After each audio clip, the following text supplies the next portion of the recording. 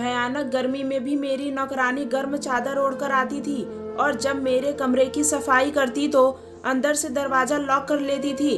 जब थोड़ी देर बाद बाहर निकलती तो कहती, मेम साहब आपके कमरे में बहुत गंदगी थी जिसको साफ करते करते मैं थक गई हूँ।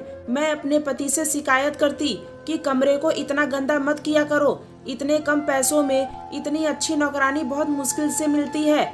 लेकिन जब रोज ही ऐसा होने लगा तो मुझे कुछ शक हुआ। एक दिन काम वाली को जल्दी छुट्टी देकर खुद उसके जगह चादर ओढ़कर कमरे की सफाई करने गई तो कुछ ही देर बाद मेरा पूरा शरीर कांप गया। जब मुझे अपनी काम वाली पे शक रहता था, दिल करता था कि उसे काम से निकाल दूं। मैं अपने पति के साथ बैठी चाय पी रही थी जब मैंने उन्हें अपनी परेशानी के बारे में बताया। मेरी बात सुनकर वो एकदम से चौंक गए और बोले, क्यों बैठे बिठाए तुम्हें उस गरीब औरत के साथ क्या दुश्मनी हो गई है? क्यों उसके पेट पर लात मार रही हो? एक तो मैं तुम्हारी आदत से बहुत परेशान हूँ। तुम हर वक्त किसी ना किसी टोह में लगी रहती हो, हर इंसान पर शक करती रहती हो। तुमसे तो बात करना ही बेकार है। इतना कहकर मेरे पति नीरज उठे और चाय पिए बिना ही बाहर चले गए, जबकि मैं वहीं कुर्सी पर अपने पति की इस हरकत पर हक्का बक्का बैठी रह गई। नीरज ने इससे पहले कभी भी मेरे साथ इस तरीके से बात नहीं की थी। वह तो बहुत ही अच्छे थे। उनके बोलने के अंदाज में बहुत ही प्यार टपकता रहता था। मेरी हर समस्या को वह चुटकियों में हल कर दिया करते थे। मुझे उनके इस रवैये की उम्मीद नहीं थी। मेरा अचानक से दिल किया कि अभी अपनी नौकरानी चारू को फोन करके कह दूं कि तुम कल से मेरे घर पर मत आना, मगर फिर नीरज का सोचकर मैंने अपने इस ख्याल को अपने दिल से निकाल दिया। मुझे डर था कि कहीं वह मुझसे और ज्यादा नाराज ना हो जाए। मैंने फिलहाल इस बात को छोड़ दिया। मैं किचन में जाकर रात के खाने का इंतजाम करने लगी। खाना तैयार हुआ तो मैं नीरज को बुलाने चली गई। मुझे लगा था कि नीरज अपने रवैये पर शर्मिंदा होंगे और मुझसे माफी मांगेंगे, मगर उनका मिजाज तो अब भी गर्म था। उनके तेवर बिगड़े हुए थे। मेरे कहने पर उन्होंने कुछ देर तक मुझे घूरकर देखा था और फिर खाना खाने बाहर आए, लेकिन कोई बात किए बगैर खाना खाकर अपने कमरे में चले गए थे। जब मैं किचन सेट करके वापस आई तब तक नीरज सो चुके थे। मैं इस बात पर बहुत ज्यादा हैरान थी कि आखिर उन्होंने जरा सी बात पर इतने गुस्से का इजहार क्यों किया था। अगले दिन जब चारू आई तो सबसे पहले मेरे कमरे में गई और कुंडी लगाकर सफाई करने लगी। मैं बाहर खड़ी गुस्से से तिलमिला रही थी। चारू ने कम से कम 10 दिन पहले ही मेरे घर में काम करना शुरू किया था। वह बहुत ही कम पैसों में मान गई थी। वह बहुत ही अच्छी लड़की थी, मगर मुझे उसका बंद कमरा करके सफाई करना शक में डाल देता था। मैंने उसे 2-3 बार मना किया था, मगर वह बोली, दीदी मैं सबके घरों में ऐसे ही सफाई करती हूँ। मुझे बिल्कुल भी पसंद नहीं कि सफाई करते हुए मेरे सर पर कोई सवार रहे। मैं उसकी बात सुनकर चुप रह जाती थी। जब वह सफाई करके आई तो बड़ी थकी थकी सी लग रही थी। वह मुझे देखकर मुस्कुराई और बोली, दीदी हर रोज पूरा घंटा लगाकर आपका कमरा साफ करती हूँ तो बहुत ज्यादा थक जाती हूँ। उसकी बात सुनकर मैं हल्के से मुस्कुरा दी और किचन में चली गई। मेरे पीछे पीछे चारू भी चली आई थी। किचन में खड़ी होकर मैं चारू की हरकतों पर बहुत ही ध्यान से देख रही थी। वह थोड़ी देर बाद आराम करने के लिए उठ गई थी। थोड़ी देर आराम करने के बाद वह हॉल की सफाई करने लगी। इतनी देर में नीरज भी आ गए थे। नीरज के आते ही चारू ने झाड़ू लगाना छोड़ दिया था और उनको देखने लगी थी। नीरज ने एक ही नजर चारू पर डाली थी, फिर वह अपने कमरे में चले गए थे। अब चारू जले पैर की बिल्ली की तरह हॉल के चक्कर पर चक्कर लगाने लगी थी। फिर उसने आसपास देखा। जब मैं उसको नजर आई तो वह मेरे कमरे की तरफ चल दी। उसने दस्तक देने के लिए हाथ उठाया था, मगर कुछ सोचकर पीछे हट गई थी और दोबारा से हॉल की सफाई करने लगी थी। हॉल की सफाई करने के बाद मुझे बाय बोलकर घर से बाहर निकल गई थी। चारू के जाते ही नीरज बाहर आए थे और उन्होंने मेरा हाथ थामकर उन हाथों में बहुत ही प्यारे से कंगन पहना दिए थे। उनका मूड बहुत अच्छा था। आज फिर बोले, मैडम जी जल्दी से खाना लगा दो, भूख बहुत तेज लगी है। हम दोनों ने बहुत ही अच्छे माहौल में और बहुत ही अच्छे मूड के साथ बैठकर खाना खाया। अब मैं नीरज की तरफ से बहुत ज्यादा रिलैक्स थी कि चलो नीरज का गुस्सा ठंडा हो गया था, लेकिन चारू की तरफ से मेरे दिल में गांठ पड़ चुकी थी। न जाने वह किस इरादे से मेरे घर में आई थी। लेकिन मैंने सोच लिया था कि चारू के बारे में अब कोई भी बात मैं नीरज से नहीं करूंगी। पहले नीरज की मर्जी जान लूंगी, तभी कोई फैसला करूंगी। अगले दिन चारू घर में दाखिल हुई तो मैंने उसका बहुत ही अच्छे से जायजा लिया। उसने गर्म शॉल ओढ़कर रखी थी जिसमें वह पूरी तरह से छुप गई थी। मैं बोली, चारू इतनी तो गर्मी है, तुम यह गर्म शॉल ओढ़ना छोड़ क्यों नहीं देती? अगर तुम्हारे पास कोई चुन्नी वगैरह नहीं है तो मैं तुम्हें अपनी चुन्नी दे देती हूँ। उसकी आंखें एकदम से आंसुओं से भर गई थी। वह बोली, यह चादर मेरे लिए बहुत ही कीमती है। यह चादर मेरे लिए किसी की मोहब्बत की निशानी है। इसको छोड़कर अगर आपसे कोई और चुन्नी ले लूं तो क्या मेरे दिल को सुकून मिल पाएगा जो इस चादर को ओढ़ने से मिलता है? नहीं ना, तो फिर अदला बदली का क्या फायदा? वह मेरे अगले सवाल से बचने के लिए जल्दी से कमरे में जाने लगी तो मुझे लगा जैसे उसकी शॉल के नीचे छुपे हुए उसके हाथ में कुछ पकड़ रखा था। क्या पकड़ रखा था और क्या छुपा रही थी यह तो मैं नहीं देख पाई थी, मगर मुझे शक जरूर हो गया था। चारू मेरे कमरे को अंदर से बंद करके अंदर की सफाई करने में लग चुकी थी। मैं परेशानी की हालत में यहाँ से वहाँ घूम रही थी। थोड़ी ही देर में नीरज भी घर आ गए थे। वह मुझे यूं परेशान देखकर बोले, क्या हुआ रश्मि, तुम इतनी परेशान क्यों हो? मैं जबरदस्ती मुस्कुराने की कोशिश करती हुई बोली, नहीं कुछ भी तो नहीं हुआ। इतनी देर में चारू कमरा खोलकर बाहर निकली तो हम दोनों को देखकर छिटक गई और फिर जल्दी से हॉल की सफाई करने में लग गई। नीरज कमरे में दाखिल हुए तो मैं भी उनके पीछे ही कमरे में गई, मगर उन्होंने मेरे कमरे में दाखिल होने से पहले ही कमरे को लॉक कर दिया था। मैं बाहर खड़ी देखती रह गई। चारू अपना काम जल्दी जल्दी निपटाकर नीरज के बाहर निकलने से पहले ही जा चुकी थी। मेरे दिमाग में एकदम से धमाका हुआ था कि जब भी चारू कमरे की सफाई करके बाहर निकलती तो मैं कमरे में जाती भी ना थी। मेरे कमरे में जाने से पहले ही नीरज घर आ जाते थे और कमरे में चले जाते थे और मुंह हाथ धोकर बाहर निकल आते थे।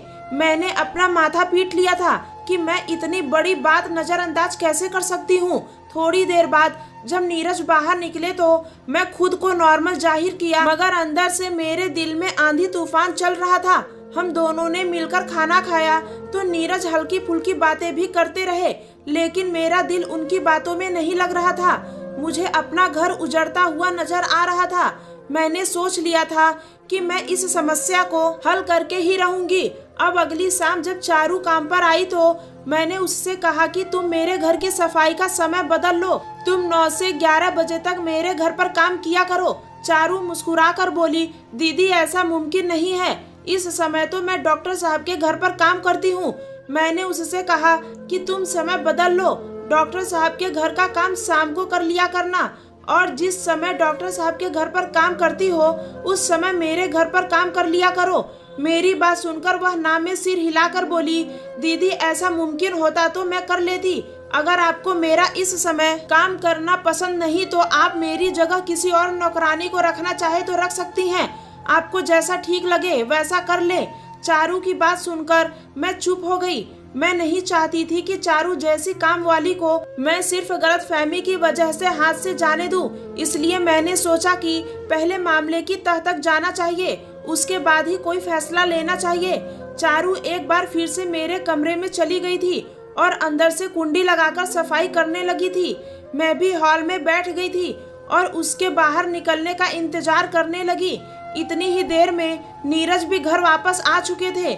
आज नीरज जैसे ही कमरे में जाने लगे तो मैं भी उनके पीछे ही चली गई और जल्दी से कमरे में दाखिल हो गई। नीरज ने इस बार कमरे को अंदर से लॉक नहीं लगा पाया था। पूरा कमरा मूंग दाल के हलवे की खुशबू से महक रहा था। मैंने आंखों में हैरत भरी नीरज की तरफ देखा तो वह बोले, मेरा एक दोस्त हलवा बनाकर लाया था। मैं धीरे से मुस्कुरा दी और किचन में चली गई और कुर्सी पर बैठ गई। मेरी आंखों से आंसू की बूंदें टपकने लगी थी।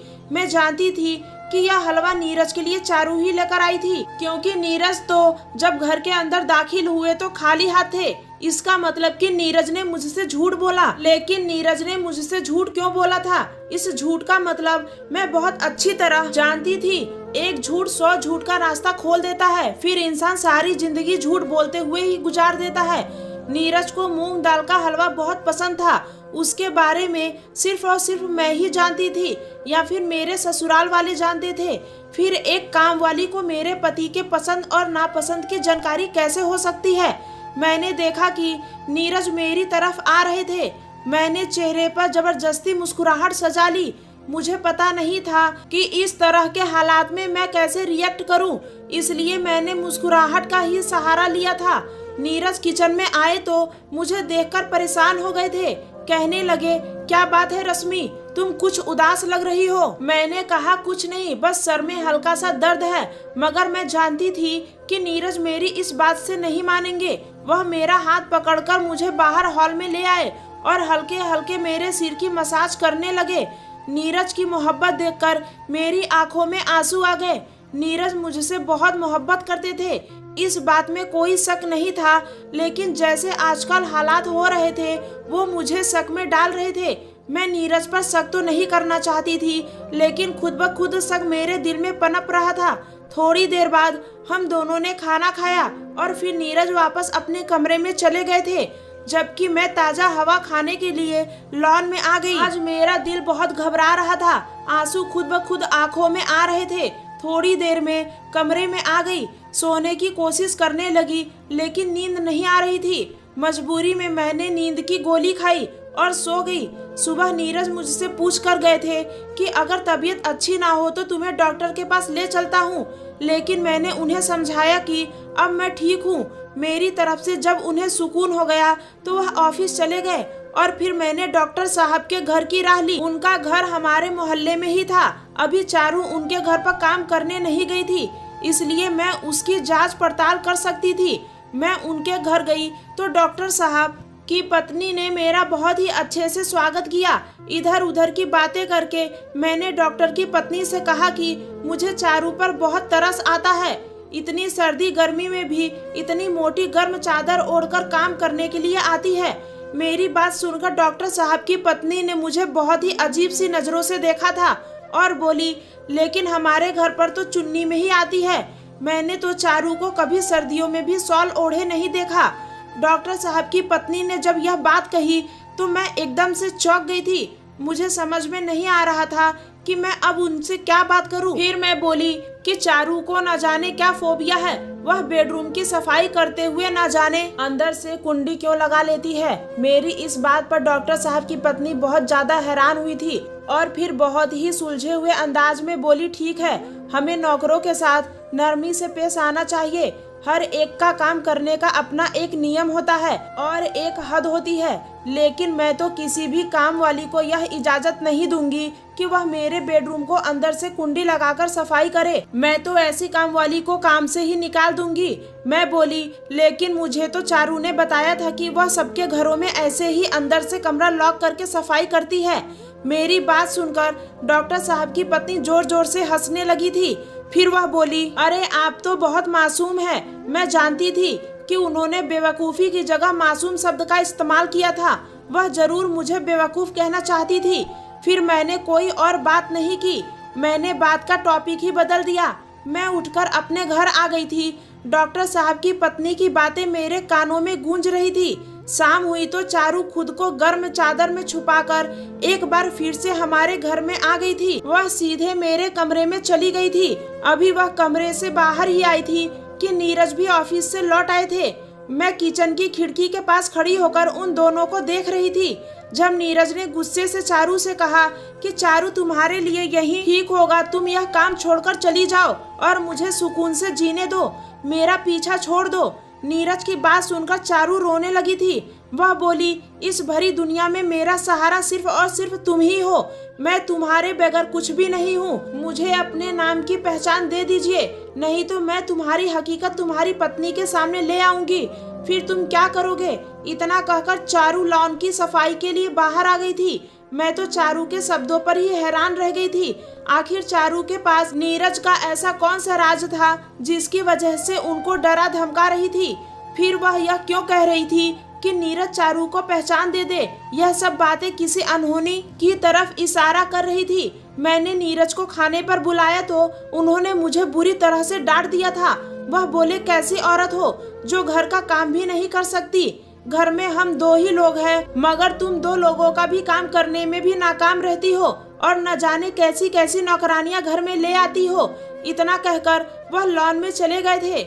मैं कमरे में आई तो फिर से मूंग दाल के हलवे की खुशबू ने मेरा स्वागत किया था।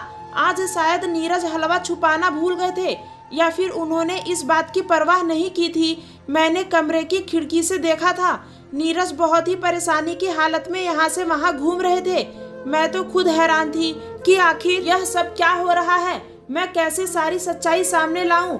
मुझे रह रहकर चारू पर गुस्सा आता था, लेकिन मैं हालात से मजबूर थी, उससे कोई सवाल भी नहीं कर सकती थी।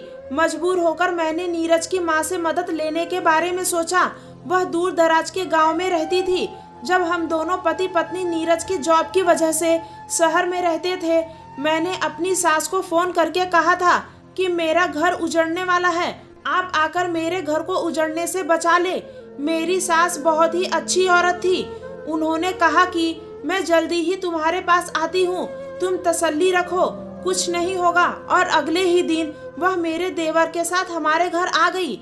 लेकिन नीरज अपनी माँ को देखकर बिल्कुल भी खुश नहीं हुए थे, बल्कि उल्टा अपनी माँ से कहने लगे, मम्मी जी आप यहाँ क्यों आई हैं? शहर का खर्चा बहुत ज्यादा महंगा होता है, अगर 2 लोगों का खर्चा भी उठाऊं तो मेरे बजट पर असर पड़ेगा।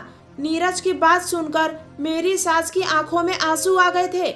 मैंने नीरज को चुप रहने का इशारा किया तो वह बोले, तुम हम माँ बेटे के मामले से दूर रहो। नीरज की बात सुनकर मैं चुप हो गई, जबकि मेरे देवर ने सामान उठाया और बोला, मम्मी आ जाइए, हम गांव वापस चलते हैं, हमें नहीं रहना इस महंगाई से भरे शहर में। मेरी सास ने मेरी तरफ देखा तो मैंने हाथ जोड़कर उन्हें रोकने के लिए रिक्वेस्ट की, जबकि मेरा देवर बहुत ज्यादा नाराज हो चुका था। वह मेरे 1000 बार कहने पर भी नहीं रुका। उल्टा नीरज मुझे ही डांटने लगे थे कि तुम उसे जाने दो, मत रोको। मेरा देवर तो चला गया, लेकिन मैंने अपनी सास को रोक लिया। मेरी सास बहुत ज्यादा परेशान लग रही थी। उन्हें उम्मीद नहीं थी कि उनका सबसे चहीता बेटा उनके साथ ऐसा सलूक करेगा। मैंने अपनी सास को सारी बात बता दी। मैं उनसे बोली कि नीरज कुछ बदल गए हैं, इसलिए मैंने आपको बड़ा मानकर बुलाया था कि आप यह सारा मामला देखें और उसे निपटाने की कोशिश करें। शाम हुई तो मैं चारू का इंतजार करने लगी। मैंने अपनी सास को चारू के बारे में सब कुछ पहले ही बता दिया था। समय गुजरता रहा मगर चारू घर ना आई थी। मैंने नीरज से बात की कि मेहमान के आने से घर का काम बढ़ गया है, मगर आज पता नहीं क्यों चारू नहीं आई। नीरज थोड़ा गुस्से से बोले कि मैं उसे काम से निकाल चुका हूँ, आज के बाद वो काम करने नहीं आएगी। तुम जो बेकार में घर में मेहमान बुलाकर बैठी हो, उसके बाद तो यही होना था। मैं नीरज की बात सुनकर दंग रह गई थी। वह कभी ऐसे बात नहीं करते थे। वह तो बहुत ही अच्छे इंसान थे, बहुत ही प्यार करने वाले थे। जब भी उनकी तरफ देखती थी तो मुझे हिम्मत मिलती थी, दिल में एक सुकून होता था कि मुझे कितना प्यार करने वाला पति मिला है। लेकिन पता नहीं अब वो ऐसे क्यों हो गए हैं। मेरी सास चारू से मिलकर ही किसी नतीजे पर पहुंचना चाहती थी। मैं सारी रात यही सोचती रही या फिर क्या किया जाए, यही सब कुछ सोचते सोचते मैं सो गई थी। फिर अगले दिन मेरे दिमाग में पता नहीं क्या आया कि मैं फिर से डॉक्टर साहब के घर जाकर बैठ गई थी। और जब अपने टाइम पर चारू वहाँ काम करने पहुँची तो मुझे देखकर एकदम से घबरा गई थी। मैं बोली, चारू शुक्र है आज तुमने गर्म शॉल नहीं पहन रखी है, देखो तो सूरज कैसे आग बरसा रहा है। फिर मैंने उससे माफी मांगी कि नीरज ने तुम्हें गलत कहा है कि हमें काम वाली की जरूरत नहीं रही। अब तो घर में मेहमान आ गए हैं, इसलिए मुझे तुम्हारी बहुत ज्यादा जरूरत है। आज तुम हमारे घर काम पर जरूर आना।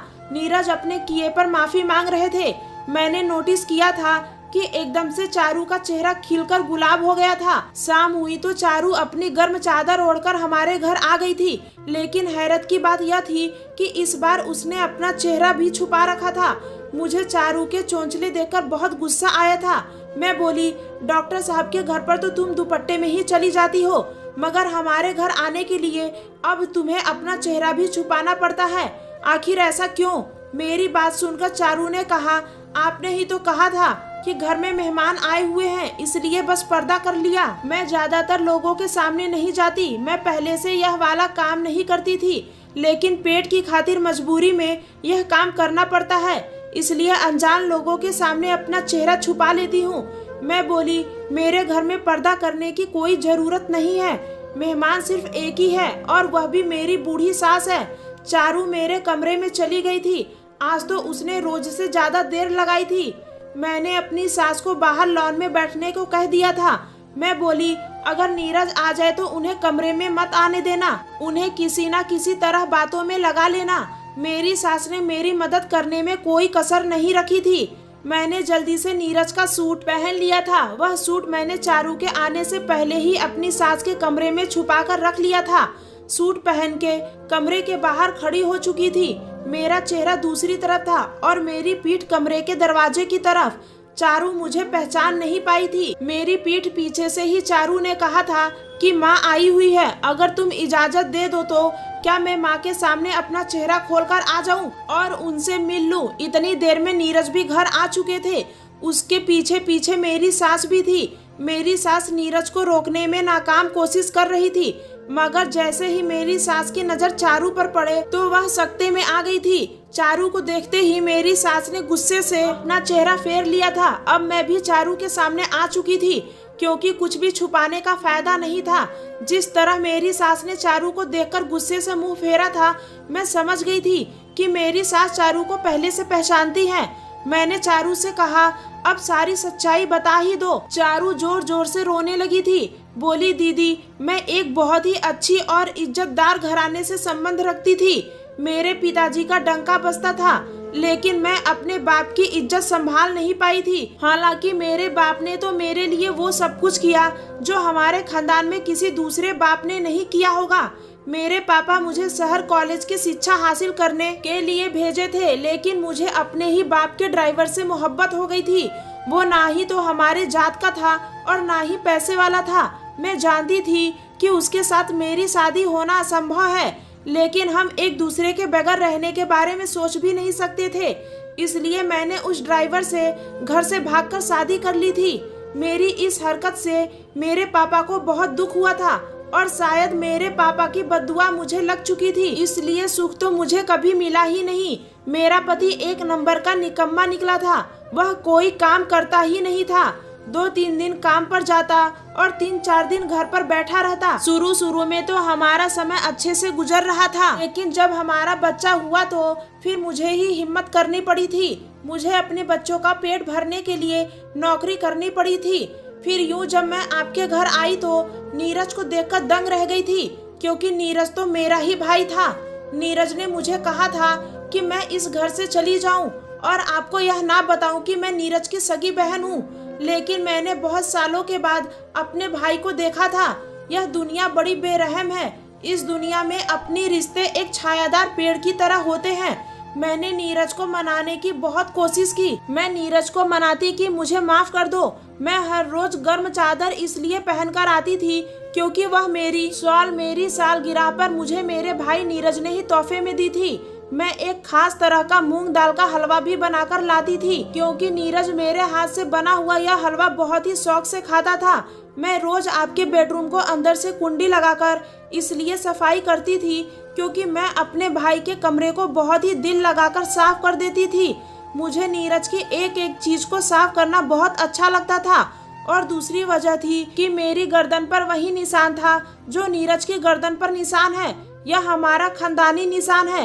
मैं नहीं चाहती थी कि चादर उतारकर मैं काम करूं और तुम वह निशान मेरी गर्दन पर देख लो, इसलिए मैं वह चादर उतारकर रख देती थी और सुकून के साथ नीरज के कमरे की सफाई करती थी।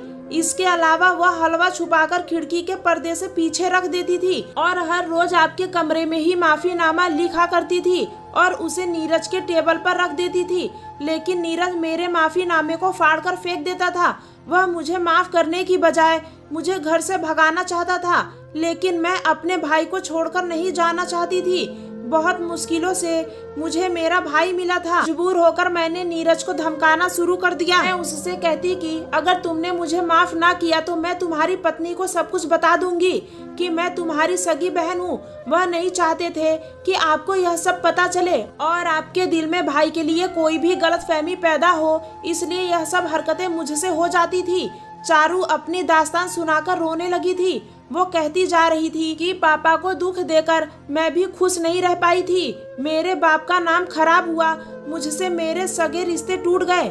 मेरे पति ने भी मुझसे आंखें बदल ली थी और वह लड़की जिसके आगे पीछे नौकरानी लगी रहती थी, अपने बच्चों को 2 वक्त की रोटी देने के लिए खुद नौकरानी बन गई थी। मेरी सास पहले जो अपनी बेटी को देखकर गुस्से से मुंह फेर कर खड़ी हो गई थी, अब उसके दुख को बर्दाश्त नहीं कर पा रही थी और चारू को गले से लगा लिया था। नीरज बोले, मम्मी मैं जानता था आप अपनी बेटी से ज्यादा नाराज नहीं रह पाएंगी, इसलिए मैं आपके साथ बदतमीजी करता था ताकि आप यह घर छोड़कर चली जाएं और चारू को ना देख सके, क्योंकि अगर आपने चारू दीदी को देख लिया तो आप खुद पर कंट्रोल नहीं कर पाएंगी।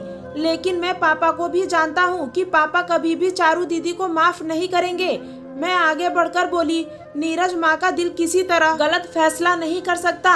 चारू दीदी अपने हिस्से की सजा भुगत चुकी हैं, अब आप भी उनके सर पर हाथ रखकर उन्हें माफ कर दे।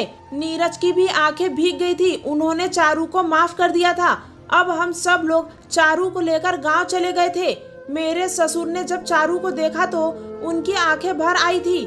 बरसों पहले चारू ने जो जख्म मेरे ससुर को दिया था, शायद अब वह भर चुका था। उन्होंने अपनी इकलौती बेटी को सीने से लगा लिया और उसे फौरन माफ कर दिया। चारू अब हमारे गांव की हवेली में ही अपने बच्चों के साथ रहने लगी थी। चारू के 2 बच्चे थे। गरीबी की मार झेलते झेलते उनके चेहरे से रौनक खत्म हो गई थी, लेकिन अब आगे आने वाली जिंदगी में उनके लिए खुशियां ही खुशियां थी। इस कहानी से एक सीख जरूर मिलती है कि माँ बाप का दिल दुखाकर बच्चे कभी भी सुखी नहीं रह पाते, इसलिए कभी भी अपने माँ बाप का दिल ना दुखाओ। अगर कहानी अच्छी लगी हो तो कृपया मेरे चैनल को सब्सक्राइब करें, मुझे सपोर्ट करें। धन्यवाद।